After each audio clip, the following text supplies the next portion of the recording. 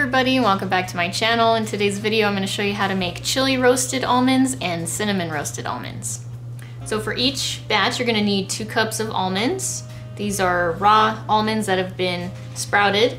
Basically the sprouting process makes the almonds easier for your body to digest.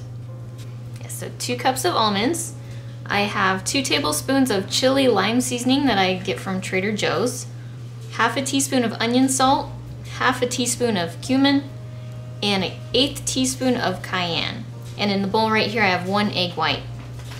So for the cinnamon roasted almonds, we start with the 2 cups of almonds and the 1 egg white as well, except I have 1 tablespoon of cinnamon and 2 teaspoons of pumpkin pie spice. You'll also need half a cup of monk fruit sweetener and also some vanilla stevia. Start by whisking the egg white. I also have my oven at 300 degrees. Get your egg white nice and frothy. And next add your seasonings.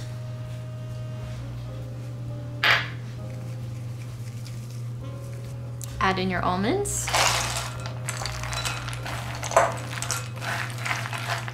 Next, grab your baking sheet, either lined with parchment paper or have a silicone mat on it. And we'll put the almonds on the sheet. I'm gonna go ahead and do the cinnamon roasted almonds separately. Try to get a nice even layer on the sheet.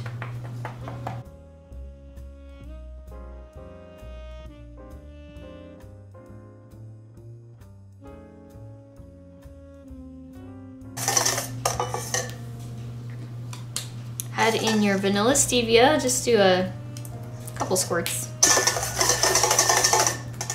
Your monk fruit, and your cinnamon and pumpkin pie spice. Now add in your almonds.